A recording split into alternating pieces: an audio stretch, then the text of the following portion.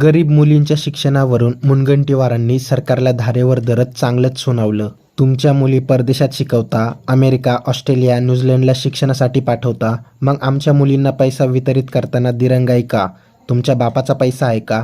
तुमची घरं विकतो, अशा तिखट शब्दात मुनगंटीवारांनी सरकारवर जहरी टीका केली. अहो साहेब, सरकार तुमचं, मुख्यमंत्री तुमचा, राज्यात केंद्रात तुम्हीच, मग कोणावर टीका करून तोंड सुख घेताय? अर्थसंकल्पीय अधिवेशनात सुधीर मुनगंटीवार यांचं जोरदार भाषण. नेमकं घडले काय ते सविस्तर पहा.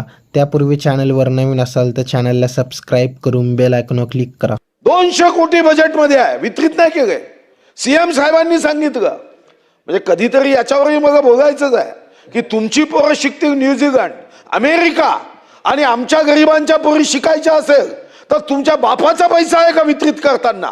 क्रांतीज्योती सावित्रीबाई फुलेंच्या महाराष्ट्राला शोभणारा निर्णय हा 8 जुलै 2024 शासनाने घेतला. शासनाचं अभिनंदन.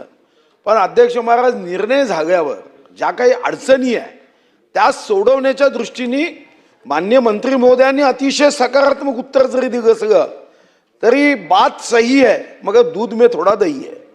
अडचण काय आहे ते अध्यक्ष महाराज की या विद्यार्थिनींना क्रांतिकारी निर्णय, म्हणजे ज्या निर्णयाने आमच्या महाराष्ट्राचा गौरव वाढेल, पण या ठिकाणी त्यांना संस्था चालकांवर दबाव टाकून, दादागिरी करून, FIR करून आपण जर सांगितलं की आम्ही पैसे पाठवणार नाही पण तुम्ही शिकवा, तर हे काही महाराष्ट्राचा गौरव वाढवणार नाही.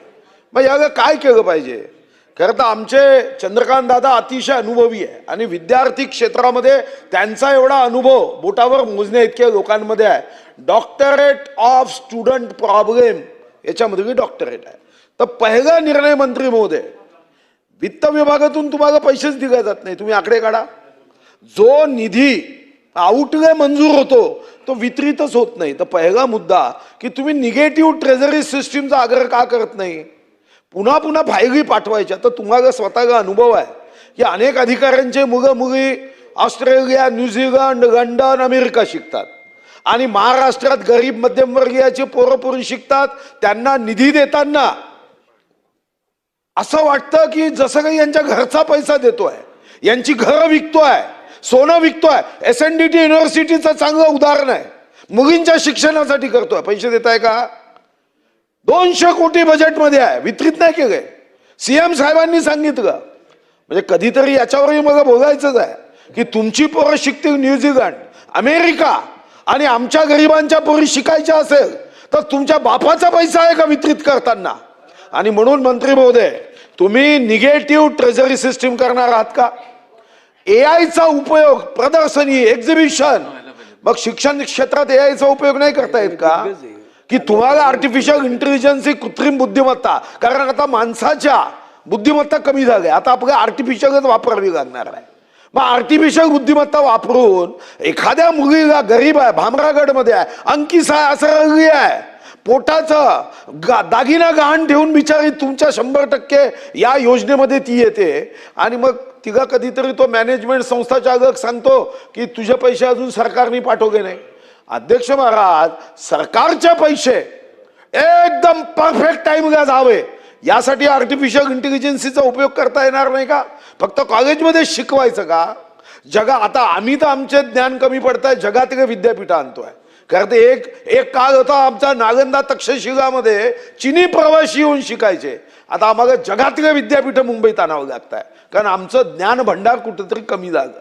अध्यक्ष महाराज, मग माझा दुसरा स्पेसिफिक प्रश्न आहे की तुम्ही निगेटिव्ह ट्रेझरी सोबत AI चा उपयोग आपण करणार आहात का? आणि नंबर 3, ही माझी आग्रही विनंती आहे आणि तुम्ही अतिशय म्हणजे आमचे आदर्श नेते आहात. तुम्ही आज एक विधानसभेत आश्वासन देऊन टाका की आउटलेचं वितरण दर अधिवेशनाला, तुमचा आउटले एकदा मंजूर झाला, नियतवे की दर अधिवेशनाला वित्त विभागाने किती पैसे दिले याचा अहवाल पटलावर ठेवत जा. म्हणजे आमच्या लक्षात येईल की मुलीं बेटी बचाव बेटी पढाव हे सन्माननीय युगपुरुष नरेंद्र मोदीजींच्या विरोधात कोण कोण अधिकारी आहे हे आपल्या लक्षात येईल. आणि म्हणून पटलावर माहिती देत जा की योग्य क्षणी हे आम्हाला इतकेच पैसे वित्त विभागाने दिले आणि SNDTचे पैसे वितरित कधी करताय तेवढं सांगा. यावर आता तुम्हाला काय वाटते ते कमेंट करून नक्की कळवा. व्हिडिओ आवडल्यास लाईक करा, शेअर करा, सबस्क्राईब करा आणि बेल आयकॉनवर क्लिक करा. तसेच आमच्या फेसबुक पेजवर नवीन असाल तर सत्य मराठी या फेसबुक पेजला फॉलो नक्की करा. धन्यवाद.